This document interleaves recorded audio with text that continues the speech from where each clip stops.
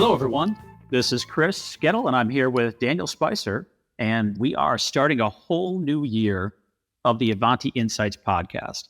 So for those of you who were on our last December episode and are aware, Adrian has left the Ivanti team.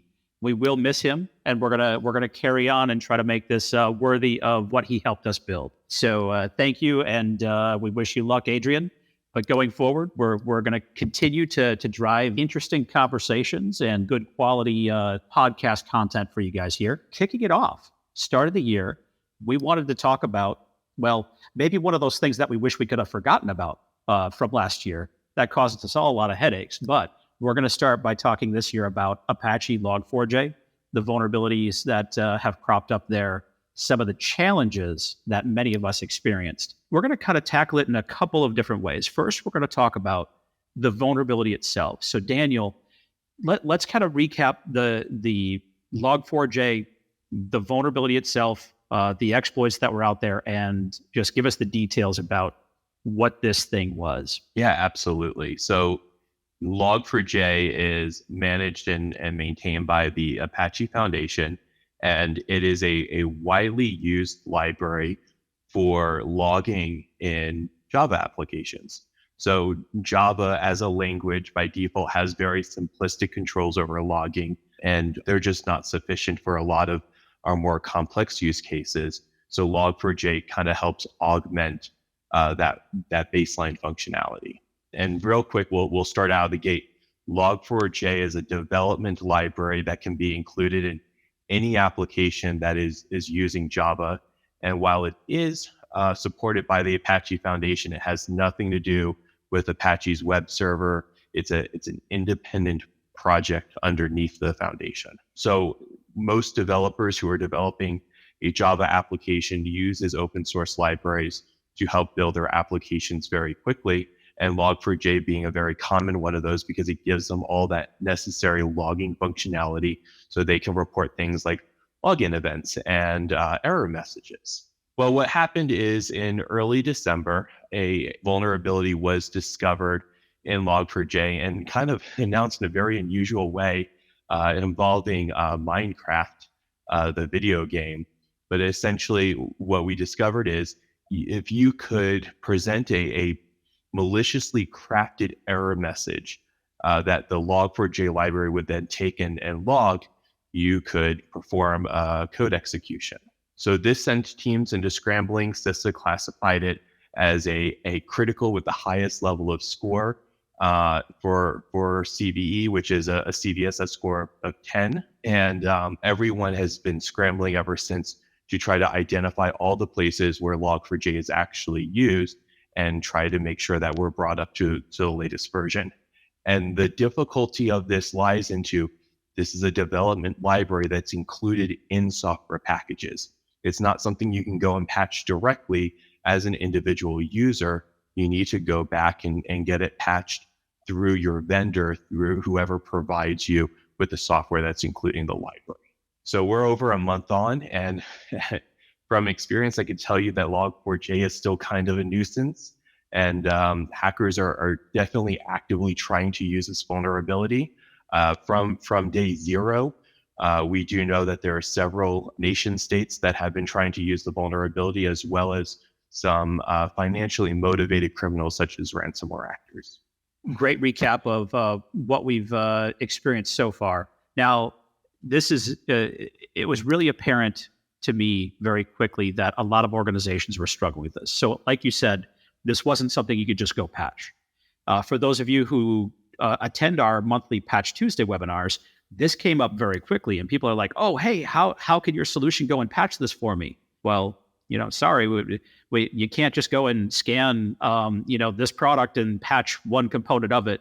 That vendor had to go and do that. So in our Patch Tuesday webinars, we've actually had 2 cycles now where we had to talk about this as well, trying to make sure people understand what are the vulnerabilities, how do they detect if it's in their environment or not, and really trying to, share the information about what was working and what was not was really kind of a key to helping people through this particular vulnerability crisis. So Daniel, that's really what we want to do next year is let's talk about each of the controls that we rely on in our organizations. And let's talk about, how that worked against Log4j. And we're actually going to share a little bit about, how we internally responded as well to many of these controls and the ways that we help to solve this, and provide some guidance on, other organizations, CISA, the Center for Internet Security. There's many other groups around the globe that have also tried to pull together some comprehensive guidance because this one was such a tangled mess. Let's start at the very basic. Software inventory, just knowing what you've got in your environment, right? So software inventory is meant to go and try to detect all the software running in your environment. Now, we already talked about the critical weakness for software inventory already, and that's the fact that software inventory is looking for a piece of software, not for the component parts of that software. So Daniel, that fell short pretty quick. It was, I think you used the word dead on arrival earlier. Yes. So software inventory is a fantastic tool when you're trying to understand your risk in the environment. But for the Log4j issue, yes, dead on arrival comes to mind, right? Because this is a component embedded in the software. So no go there. That wasn't going to help against this particular issue. All right. So you touched on this next one already as well, but let's get a little bit deeper into it real quick. Patch management. There's over 170,000 vulnerabilities identified globally at this point, somewhere around that mark. I think it's a little bit higher than that even. I'd have to go look at the exact numbers of what everybody's reporting today. Not all of those can be patched. In fact, what is directly patchable is somewhere probably closer to just around 20% or right around there. Most of these vulnerabilities, there's configuration changes, there's things that have to be updated through binary updates in development libraries like we're talking about here. There's protocols and ports and other things that are identified in many of those vulnerabilities that you can't just go and patch. So when we say patch, let's put this into the category of these are the things that are easily patchable, because there's also like, hey, you can go and patch SAP. They've got an update mechanism. It's very complicated, and it involves multiple parts working in concert to update together, and typically an entire project team who's also there to make sure that all of their customizations and other things are also kept intact as that update is provided. So there's patchable, and then there's project-driven updates or upgrades to complex platforms, right? So patch management in this case, Daniel, you touched on it already, but that failed pretty quickly here as well to be able to really solve this challenge. Yeah, we have to remember, right? Traditional software development is not one person hacking away on a computer and suddenly a product is born, right? We have very large teams and building on top of a foundation of other components. And that's what makes vulnerability so complicated in this day and age, right? It's not simply, is there a vulnerability in the code that a particular company has written? It is there a vulnerability in also any of the components that they rely on? And can you even update those? And this doesn't apply for Log4j necessarily, but in other circumstances, there'll be cases where you know that you can update the component potentially manually, but will it break the system because there's some kind of dependency on the particular version? And that puts the security team and the IT teams kind of in a weird catch-22 in terms of patching. Right. So let's go to the slightly broader set then. So patching is how you resolve a number of those vulnerabilities. Let's step back into the broader vulnerability management space. So this is a continuous process. You have to just constantly be assessing your environment for vulnerabilities. And we all rely on a variety of tools to do that. Now here, there was also a bit of a sore spot with Log4j and how our vulnerability scanners that we rely on a regular basis were struggling to detect this. So let's touch on that next. What made Log4j so hard to detect in these environments? So the biggest challenge here, right, is Log4j is implemented into a product to perform logging. And so as that kind of implementation implies, it is up to how the particular solution wants to write logs. And so the exploit path is find a way to influence those logs and then you get the remote code execution. So there isn't a generic answer for how to interact with a piece of software and exploit that. A lot of the very basic scanners were looking at things like user agent, for example, something that would be logged on a regular basis, but not necessarily using Log4j for logging those types of web requests. So unless the scanner knew how to emulate all the different possibilities for all the software in the world on how it might write to a log file, then it couldn't possibly know the exploitation path. And this is a real challenge for the vulnerability scanners. They kept trying to come up with generic ways where they could force a log entry, but we're still finding things that those scanners are missing because they just can't possibly know the context of the solution in which they're scanning. One of the other questions that came up from a number of people that I talked to is, hey, Log4j, it's got a version number. Why can't the scanners just pick it up by scanning for a version as well? After several conversations with developers and even Yako from your team, it became very clear that yes, if you go to Apache's site, you can see, and the latest versions for each of the Java editions is out there. If you want Log4j for Java 8, the latest version was 2.17.1. For Java 7, it was 2.12.4. For Java 6, it was 2.3.2. If that information's there, why couldn't the scanners pick it up? Well, in this case, that jar file, they didn't have to put that particular jar file there with its versioning information anywhere on that system. They could take that and embed it inside of another jar file.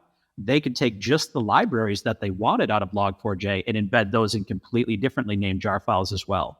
So there was absolutely no way for traditional file versioning to even come into play with assessing for this vulnerability.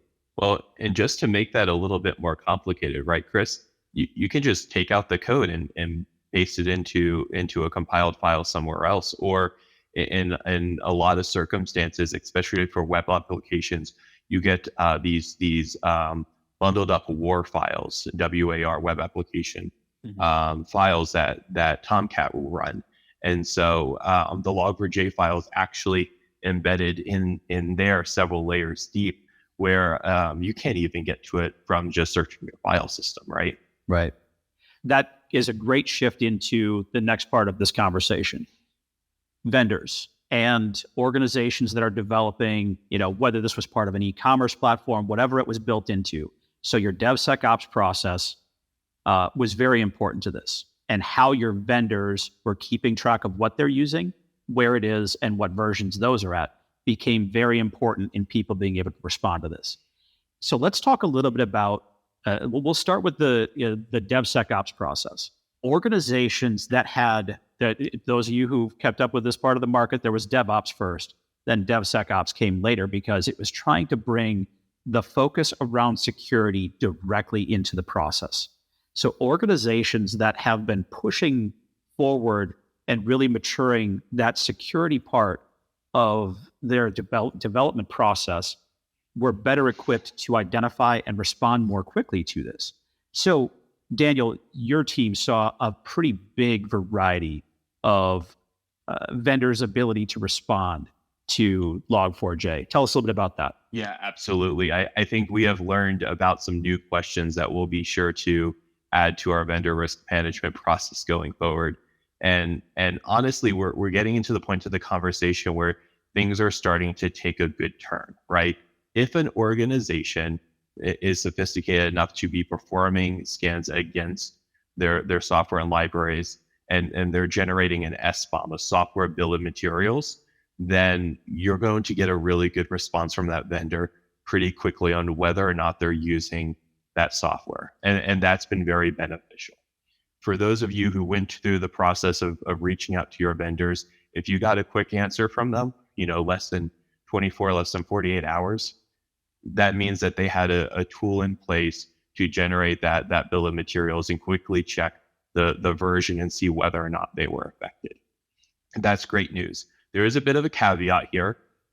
There is some customization that you could have done to Log4j for the initial vulnerability, which would have rendered previously reported versions as that were reported as unaffected as being actually affected by this vulnerability. And so, if you just relied on your SBOM and didn't do any due diligence because you checked off on the version number, you may have still missed something. So that's an important lesson to learn. It still required hands-on keyboard, but if you knew, hey, not using Log4j, it's a pretty good indication that you can move on to the next risk. That kind of brings up that importance of continuing to increase the security of your development processes, whether you're a vendor, like Ivanti, or whether you're developing solutions internally or for your customer facing part of your business. That security part of that really does help to close gaps when a vulnerability like Log4j comes along. And in fact, when we talk a little bit about the latest guidance here, we'll kind of wrap with that in just a minute here. That is one of the things that saved a lot of companies from having to really guess at whether or not they're secure. So that was a critical part of that. One other thing that, Daniel, I think you mentioned in some of our conversations that really helped here was technologies like IPS and IDS. And if you were able to put together sophisticated enough rules, you could actually mitigate a lot of that upfront risk while you were taking the time to go and do the due diligence to figure out how exposed you were. So we have to remember that a lot of internet-facing applications do use Java, and therefore Log4j was a very serious risk for that. You had a sophisticated enough solution in the front end, or you had a sophisticated enough internal security team. There were rules you could write with these engines to help, detect particular strings and block them. This magical JNDI string, which is very key to how the vulnerability actually works, is something that you could look for coming from the internet into your web-facing servers and then block it. The trick here is writing a complex enough rule and having a solution that can actually handle a complex enough rule. A lot of IPS IDSs out there don't give you full access to their capabilities. And in doing so really hurt teams because they can't do the necessary evaluations against the input to make sure that they understand it. So an example is if you look for JNDI all lowercase, well, I can just put it all in uppercase, or I can do camel case, or I can do alternative casing. But there's also some really complex things you can do where you eventually evaluate the string to be JNDI after several revisions and still get code execution. And the less sophisticated platforms really didn't give defenders the capabilities to do that work. One of the basic free tools that were available, though, was mod security through Apache.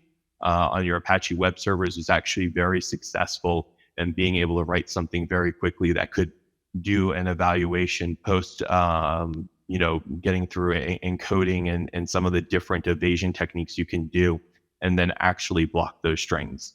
But the other weakness here, you have to have a team internally sophisticated enough and familiar enough to use those tools, and you have to have them in place.